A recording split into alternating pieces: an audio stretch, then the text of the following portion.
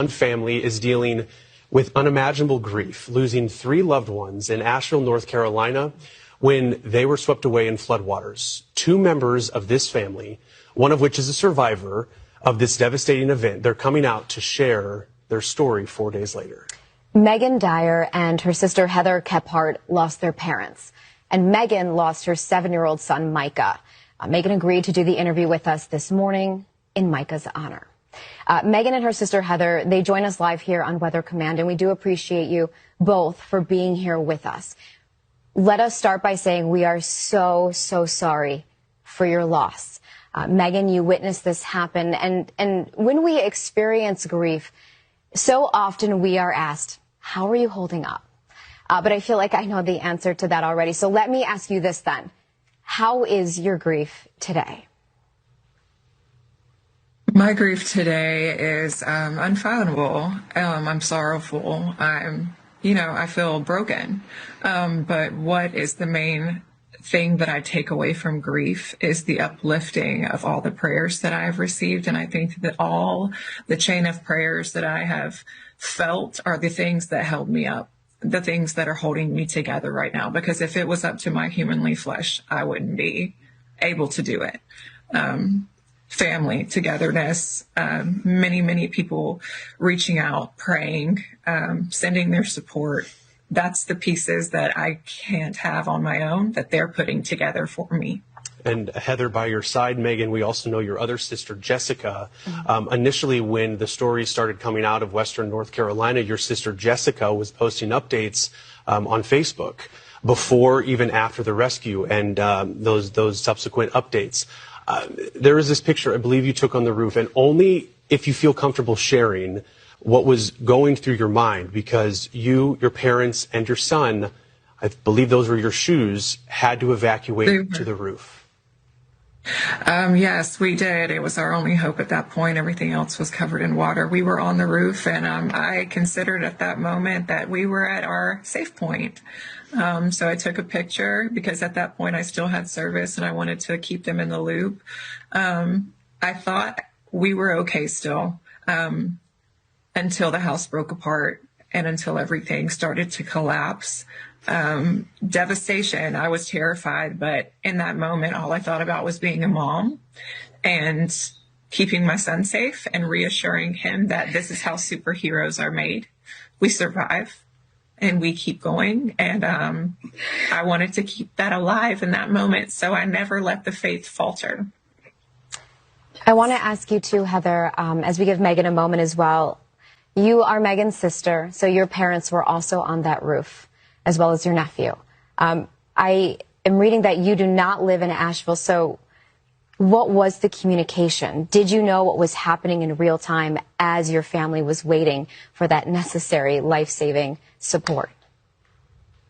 We were getting texts from Megan, and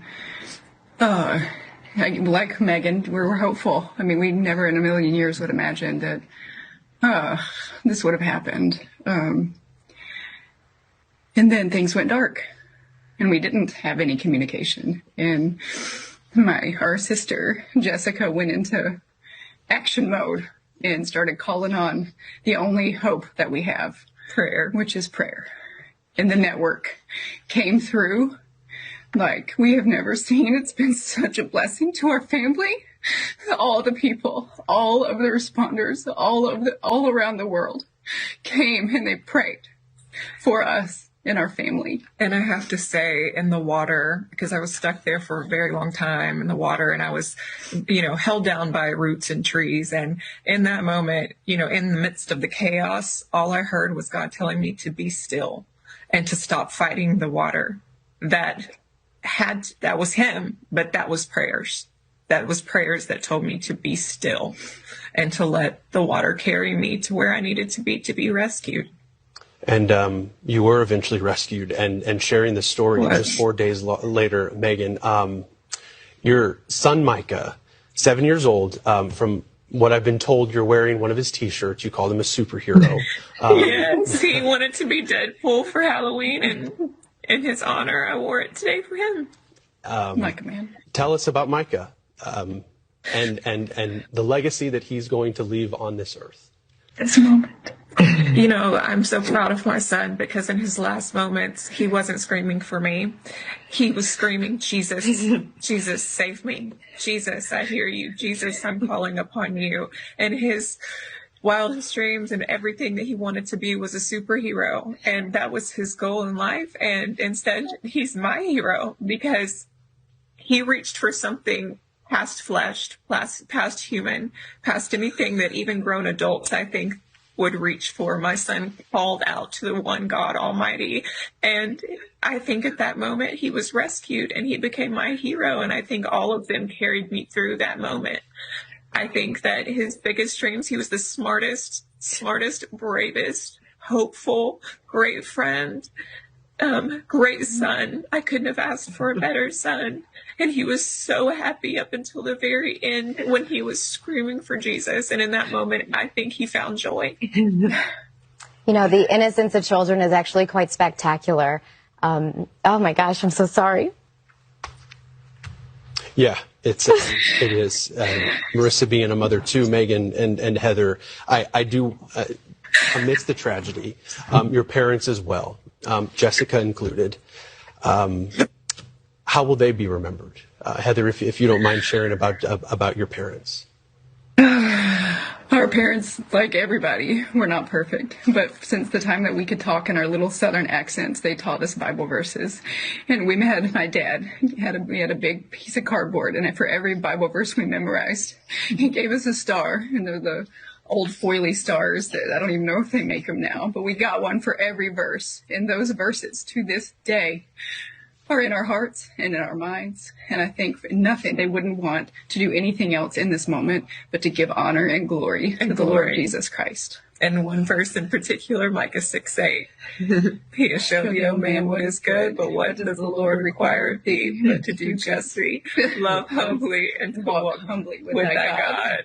We're a little rusty. I think I know why Micah got his name now. Yeah. Yes, he did, in honor of my father and in honor of that verse. Yeah. You two are incredible. You know, and I apologize. It's so emotional. I think anybody watching, it's hard not to get choked up. Oh my gosh, I'm so sorry. Whew, I'm so sorry. Yeah. Will you tell them why I'm sorry. I have a 7-year-old. I have a 7-year-old at home.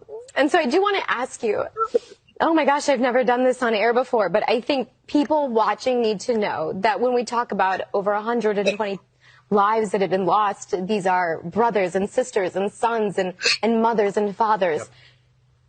Prayer and faith is getting you through this, and it is such an important thing to lean on in this time.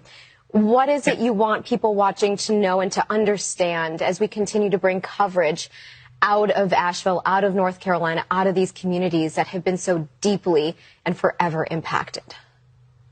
I want them to remember that there is joy beyond the pain, that while we are wrapped in sorrow and while we are wrapped in grief and overwhelming regret for all the things that we could have done that we didn't, that they are happy. And they are joyful, and they are all around us looking down. And my son couldn't be more proud at me for hanging on. My parents were probably lifting me up when I was in between the two things that were holding me down. They are rejoicing at the fact that I now can tell them what God did for me, because it was God. He said, be still, I am in control, and you will pass on. This is a backfire for the devil, because he tried to take me out. And here I am sharing the word that my 7-year-old is a hero and my parents live on in God's glory.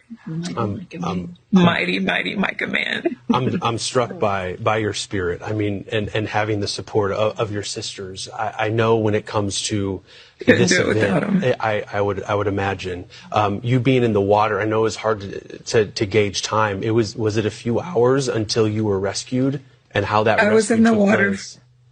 I was in the water for 5 hours. I was in the water for a very long time down the river. I got caught in some trees, and things were hitting me. I got dragged under a few times, and that's when I remember being in a tree. And I remember thinking, well, a voice told me I cannot stay here. I have to let go, because they couldn't find me there. And I had to trust that voice to let go and to hope something else was waiting for me.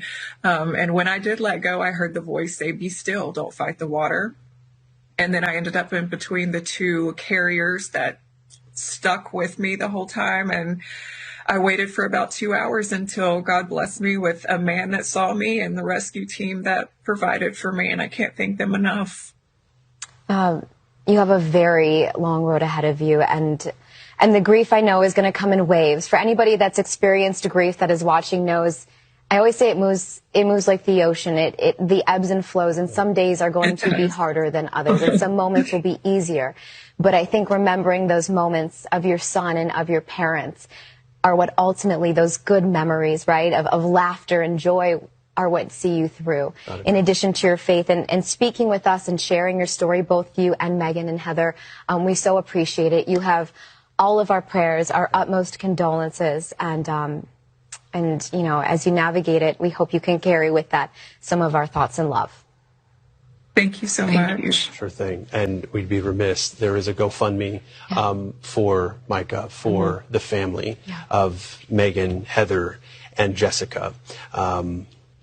Tragic. But that's the reality that so many have now had to face, the tough reality in this disaster. Jessica on Facebook posted that Micah's body was recovered about a quarter of a mile away from Megan's rescue.